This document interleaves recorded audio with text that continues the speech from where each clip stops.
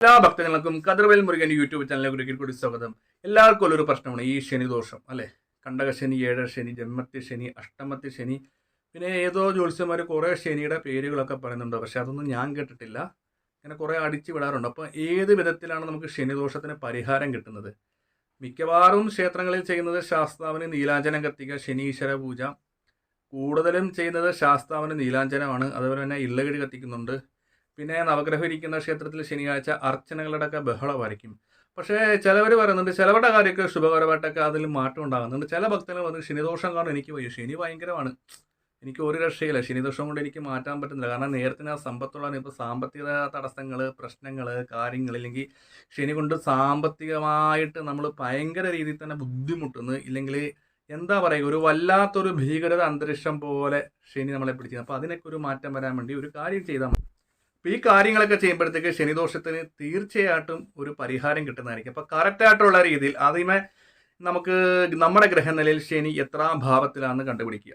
അതായത് ഉത്തമനായ കർമ്മിയെ കൊണ്ടോ ജ്യോത്സ്യനെ കൊണ്ട് ശനി നമ്മുടെ ഇതിൽ എത്രയിലാണ് നിൽക്കുന്നത് നോക്കുന്നത്. അതായത് ഗ്രഹനിലയിൽ ശനിയുടെ ഇത് കൊടുത്തിട്ടുണ്ടാകും. അത് എന്ന് പറയുന്നത് നമ്മൾ ശനിയെ സൂചിപ്പിക്കുന്നതാണ്. അപ്പോൾ ഗ്രഹനില അയച്ചു തരുവാണെങ്കിൽ ഞാനത് നോക്കി പറഞ്ഞ് അതിനുള്ള പരിഹാര കാര്യങ്ങൾ പറഞ്ഞുതരാം. അല്ലാതെ ശനിദോഷവും കൊണ്ട് ദുരിതം അനുഭവിക്കുന്ന ഒരിക്കലും ശനിദോഷത്തെക്കുറിച്ച് ഇങ്ങനെ പേടിക്കരുത്. കാരണം എന്തിനാണ് പേടിക്കുന്നത്? ശനി നല്ലതല്ലേ. നമ്മൾ ഏത് ഉപാസനമൂർത്തിയാണോ വിശ്വസിക്കുന്നത്, ആ ഉപാസനമൂർത്തി എനിക്ക് എൻ്റെ ശനിദോഷങ്ങൾ മാറ്റിത്തരും എന്നുള്ള വിശ്വാസം ഉപാസനമൂർത്തിയിൽ ഉണ്ടാകണം.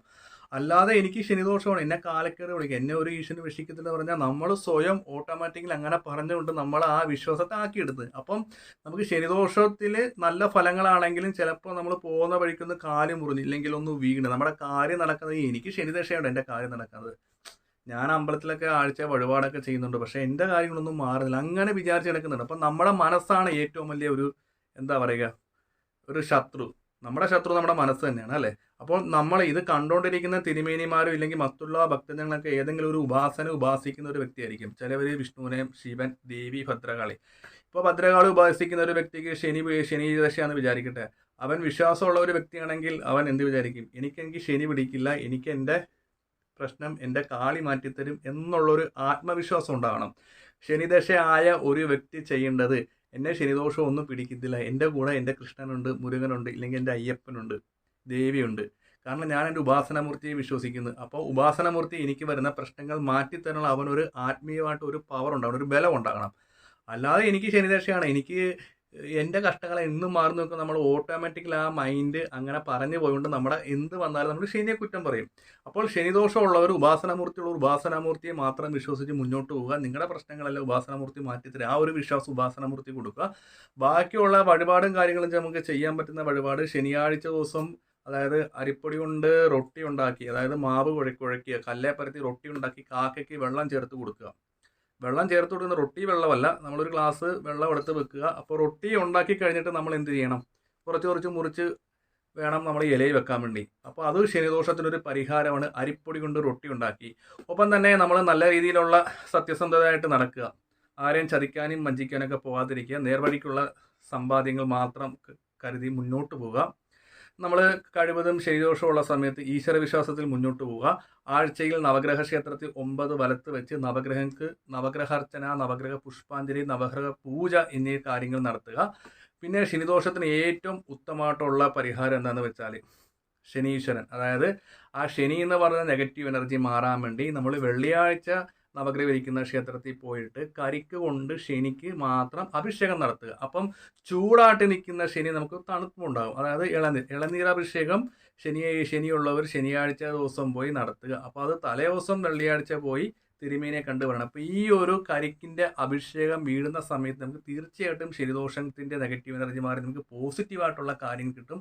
അതാണ് ശനിക്ക് ഉത്തമമായിട്ടുള്ള പരിഹാരം. ഒപ്പം തന്നെ കാക്കയെ പരിപാലിക്കുക. പിന്നെ അതേപോലെ തന്നെ ശനിദോഷമുള്ള കൂടുതലായുള്ള സമയത്ത് ശനീശ്വര ക്ഷേത്രത്തിൽ, നവഗ്രഹം ഇരിക്കുന്ന ക്ഷേത്രത്തിൽ തിരുമേനിയെ പ്രത്യേകം കണ്ട് ശനീശ്വര മന്ത്ര അഷ്ടോത്തര അർച്ചന നടത്തുന്നത് വളരെയധികം ഉത്തമമായിരിക്കും. ഒപ്പം തന്നെ നമ്മൾ ഈശ്വരൻ്റെ രീതിയിൽ തന്നെ നമ്മൾ മുന്നോട്ട് പോവുക. നമുക്ക് ഒരു ദശകളും നമ്മൾ ബാധിക്കത്തില്ല. ഞാൻ എൻ്റെ ഈശ്വരനെ വിളിക്കുന്നു, ഞാനില്ലെങ്കിൽ കൃഷ്ണനെ വിളിക്കുന്ന ആ ഒരു വിശ്വാസത്തിൽ വേണം ശനിദോഷമുള്ളപ്പോൾ നമ്മൾ നടക്കാൻ വേണ്ടി.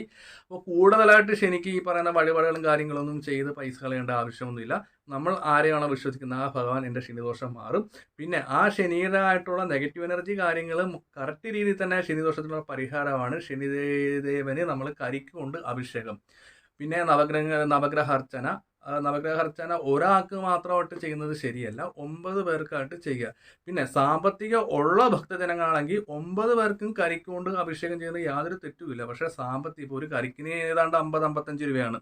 പിന്നെ തിരുമേനിക്ക് ദക്ഷിണ ദേവസ്ഥ രസീതിക്കണം. അപ്പോൾ എങ്ങനെ വന്നാലും ഒരു സാധാരണക്കാരനെ ഒരാൾക്ക് ചെയ്യാൻ സാമ്പത്തികം കാണുന്നത്. അഥവാ സാമ്പത്തികം ഉണ്ടെങ്കിൽ തന്നെ നമ്മുടെ പക്കപ്പിറന്നാൾ 9 പേർക്കും കരിക്കൊണ്ട് അഭിഷേകം നൽകണം. അപ്പോൾ തിരുമേനിയെ കണ്ടത് പ്രത്യേകം അത് പറയണം. എന്നിട്ട് ആ ഒരു ദിവസം ശനിയാഴ്ച പോയി നമ്മൾ 9 വലത്ത് വെച്ച് നവഗ്രഹാർച്ചന ചെയ്ത് പ്രാർത്ഥിക്കുക. അപ്പോൾ നമുക്ക് തീർച്ചയായിട്ടും ആ ശനിയുടെ എന്താ പറയുക ഒരു ദൃഷ്ടി, അതായത് നെഗറ്റീവ് മാറി നമുക്ക് പോസിറ്റീവായിട്ടുള്ള ചിന്തകളും വരും. ഒപ്പം തന്നെ ശനിദോഷം മാറുകയും ചെയ്യും. ഒപ്പം തന്നെ നമ്മുടെ ഉപാസനമൂർത്തിയുടെ ബലവും കൂടും.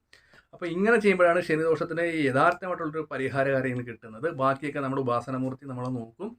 അപ്പോൾ എന്താ പറയുക, അപ്പോൾ വീഡിയോ ഇഷ്ടപ്പെട്ടെങ്കിൽ ലൈക്കും ഷെയറും കമൻറ്റും ഒക്കെ ചെയ്യുക. ഞാൻ മറ്റൊരു വീഡിയോ വരുന്നതാണ്. നമസ്കാരം.